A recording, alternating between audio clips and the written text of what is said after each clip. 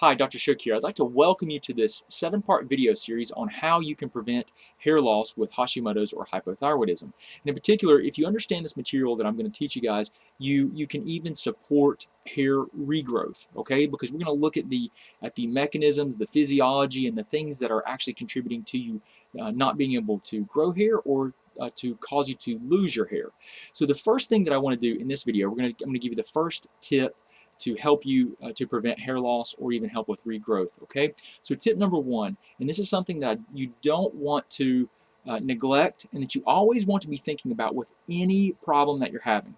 Number one is identify the biochemistry that's breaking down in your body causing you to lose hair.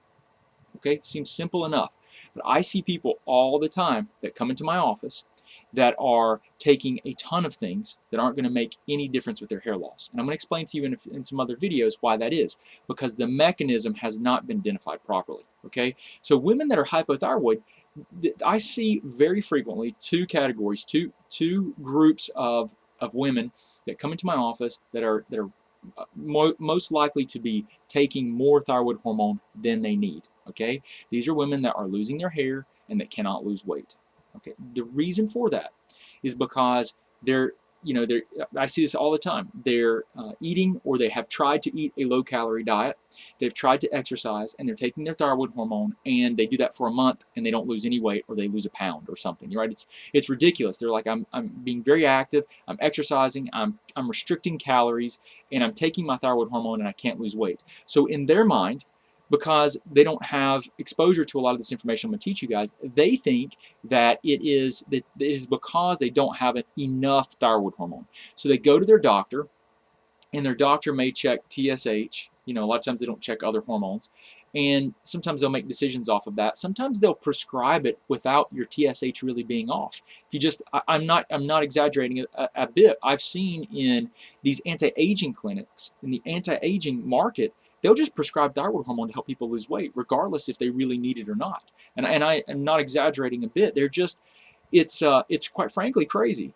And what I'll tell you is this: with these women that are having problems losing weight and that have hair loss, they go to their doctor and they say, you know what, I can't lose weight. I'm doing all these things. It has to be my thyroid, because they've looked online, they've read some things, and they're like, it must be my thyroid. I don't have enough, even though I'm taking this. So what they do is they convince the doctor or the practitioner to increase their dose, even just a little bit, right? And then the practitioner feels pressured because they want to help you. They want you to lose weight. They want you to feel good, and they know that you're putting in all this effort, and it's destroying your life. So what do? They increase your dose, and that's what they're just trying to help. But I'm telling you that can be counterproductive. I've seen this is the group. If someone says, "Hey, my primary thing is I need to lose weight or I'm losing my hair," these women are, quite frankly, they're freaking out. They want help. They're terrified of going bald, losing their hair, and you know what? I completely understand that. I mean, that is something that would absolutely be traumatic. So they go to their doctors and they get the only tools that their doctor has. The only tool they have is to give you more hormone. So that can actually be counterproductive because they can end up giving you too much. That can create some issues with actually making you feel worse, creating some resistance to the hormone because you're flooding the receptors with excessive hormone levels, and you can actually feel bad. Okay, so that's tip number one. Identify the mechanism that's breaking down, right? So I teach in tons of other videos thyroid physiology, and so you need to look at the full thyroid physiology from its manufacturing to being utilized by the cell.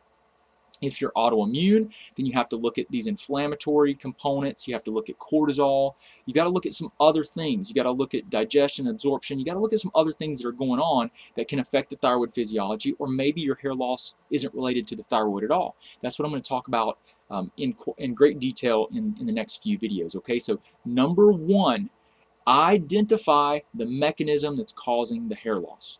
Okay, so that's what I'm going to leave you with. On the next video, what we're going to talk about is the second tip I'm going to give you guys to help prevent hair loss with Hashimoto's or hypothyroidism. I hope this has been helpful, but I want you guys to start thinking different, right? I want you to think about why. I always want you to come back to why. If you have a symptom or a problem, I want you to think, why do I have this problem, right? Why am I losing hair? Why don't I have energy? Not don't think of it as in the terms of a symptom-based fix, right? I'm tired and fatigued, so the thyroid hormone's the answer, right? You need to think critically about the physiology. And I know that's asking a lot of some people, but here's the thing. If you want to get better, you have to be your own advocate. And that's what I'm trying to help you guys do. I'm trying to make this as simple as possible too, so that you can take this information, use it. You can at least change your thought processes so that you can question your doctors and you can take your health back, okay? So I appreciate you guys taking time to learn more about hair loss, and be looking for the second tip coming up. If you're interested in learning in great detail information on hair loss, I've created a 28-page guidebook. This is a PDF, so it's an electronic guidebook that you can download, and I go through a full walkthrough of this guidebook. And within the guidebook, there are probably 10 or 20 different links to research, to other videos I've created, where I help you understand the problems, potential testing for hair loss, and then give you ideas on solution. Okay, so that might be something you want to consider. If you do, after this video there will be a link you can click on. It will take you to the page. All that we ask you to do there, if you want it, you can pay just $7 to help us cover the cost of the technology fees to make it available to you. I'm basically giving it away and giving my time, but we pay for the technology to make that available, the website and everything else. So just if you want that, you can go check that out. If not, just stay tuned for the next few videos, and you're going to learn a ton. Okay, so I appreciate you guys again. Have a wonderful day.